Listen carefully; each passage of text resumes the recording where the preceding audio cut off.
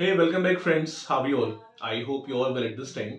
Guys एक सवाल काफी लोगों की तरफ से इस टाइम पे आ रहा है कि एसबीआई क्वांट फंड मार्केट में आने वाला है एज एनएफओ के तौर पे। और मल्टीपल ऐसे लोग हैं जिन्होंने इस क्वेश्चन ये पूछा है कि why I should invest in SBI quant fund.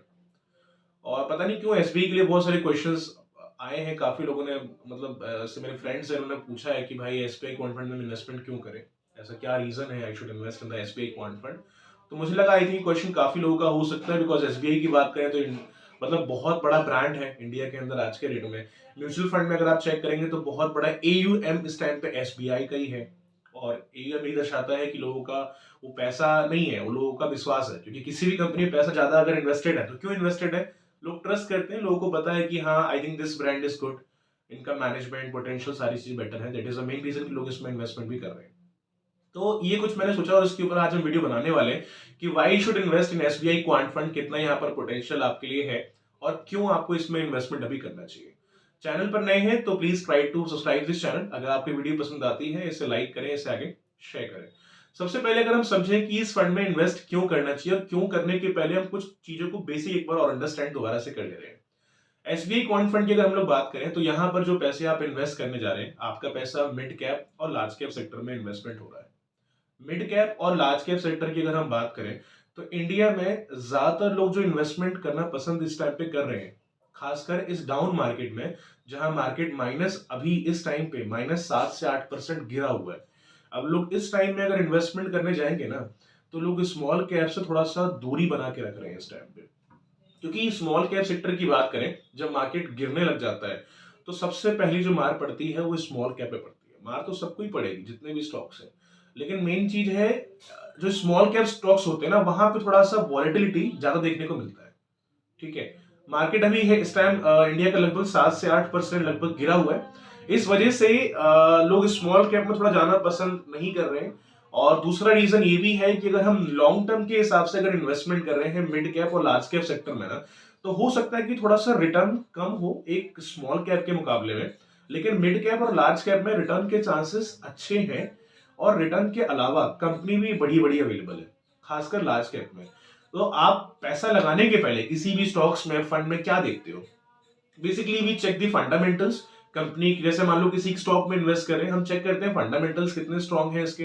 Fundamental में बहुत चीज आ जाती है, जैसे कितना डेप्थ है, कितना मार्केट कैपिटलाइजेशन है, प्रमोटर्स होल्डिंग्स में कितनी अवेलेबल है, एफआईआई ने कितना यहाँ पर इन्वेस्टमेंट किया है, एक्सेट्रा मल्टीपल चीजें हो जाती है। तो उनके बिहाफ पर हम डिसाइड करते हैं कि हाँ ये जो स्टॉक है कितना स्ट्रांग है। मान लो डेप्थ बहुत ज्यादा है, कैपिटलाइजेशन लगभग कम है और उसके मुकाबले डेट परसेंटेज बहुत ज्यादा हो रखा है, तो उसके हिसाब से वो रिस्की हो जाएगा। प्रमोटर्स होल्डिंग्स वहां पे बहुत कम है, तो उससे मेन थोड़ा सा ये लगता है कि यार प्रमोटर की होल्डिंग नहीं है तो ये स्टॉक कैसे चल पाएगा आगे।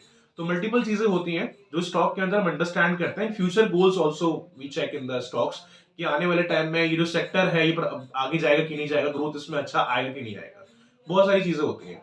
तो अगर हम मान लो इसमें इन्वेस्ट कर रहे हैं तो अच्छी चीज यहाँ पर है कि लार्ज कैप कंपनी इंडिया की है and mid cap company available है। लार्ज और मिड कैप में ग्रोथ का चांस पोटेंशियल बहुत अच्छा खासा रहता है। तो अगर हम लॉन्ग टर्म के हिसाब से अगर इस फंड को ट्राई करना चाहें तो लॉन्ग टर्म में ग्रोथ का चांस यहाँ पर काफी अच्छा खासा आप देख सकते हैं, क्योंकि मिड कैप और लार्ज कैप सेक्टर है तो भरोसेमंद भी सेक्टर है, बड़ी बड़ी भी कंपनी है। क्योंकि एक छोटी कंपनी में बड़ी कंपनी में क्या डिफरेंस होता है, छोटी कंपनी में ये होता है कोई कंपनी है, मान लो कोविड आ गया, कुछ बड़ा बहुत बड़ा पैंडेमिक अगर आ गया, कुछ रिसेशन चल रहा है, तो उस टाइम पे कभी कभी ऐसा होता है कि जो छोटे मोटे बिजनेसेस होते हैं, छोटी मोटी जो कंपनियां होती है ना, ये खत्म हो जाती है या बहुत लॉस में चली जाती है। लॉस में तो सारी कंपनी जाती है, लेकिन जो बड़ी बड़ी कंपनी जिसके पास खूब पैसा पड़ा है, जिसका मार्केट कैपिटलाइजेशन बहुत हाई है आज के डेट में, उन कंपनियों को खास फर्क नहीं पड़ता है।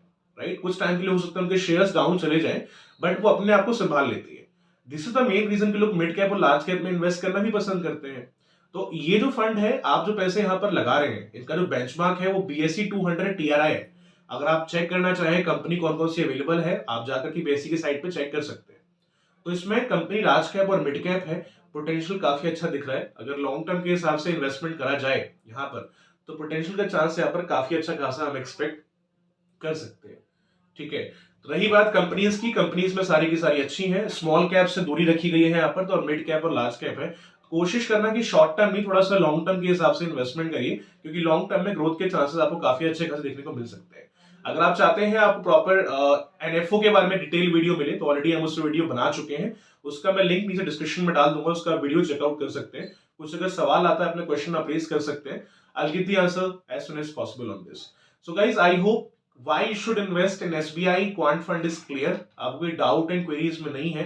पोटेंशियल सेक्टर है, डिमांडिंग है और इनमें वही स्टॉक्स हैं जिसमें ग्रोथ के चांस अच्छे खासे हो सकते हैं। मिड कैप है, लार्ज कैप है, तो डरने की जरूरत नहीं है। आप अगर पैसा लॉन्ग टर्म के हिसाब से डालें तो ग्रोथ का चांस यहाँ पर काफी अच्छा खासा है। रिस्क को भी अंडरस्टैंड करना, क्योंकि रिस्क यहाँ पर रहने वाला है वेरी हाई, तो before going for this fund risk को भी अंडरस्टैंड करिए। और अगेन ये कोई रिकमेंडेशन वीडियो नहीं है गाइस, ये कोई आपको फंड रिकमेंड नहीं कर रहा हूँ। एक बार अपने एंड से थोड़ा सा आप भी एक्सरसाइज करिए कि आपकी फ्यूचर नीड्स के हिसाब से, आपके रिस्किंग कैपेसिटी के हिसाब से ये फंड आपके लिए बेनिफिशियल है कि नहीं, क्योंकि हर किसी का प्रोफाइल अलग अलग होता है, हर किसी की नीड्स, फ्यूचर के डिमांड अलग अलग होते हैं। तो हो सकता है किसी के लिए फंड बेटर लग रहा हो, किसी को ना लग रहा हो। एक बार आप चेक करिए, कुछ अच्छा सवाल आता है, क्वेश्चन आप रेज कर सकते हैं। I'll give the answer as soon as possible। And channel पे नए हैं तो please try to subscribe this channel. Video पसंद आती है इसे लाइक करें, इसे आगे शेयर करें।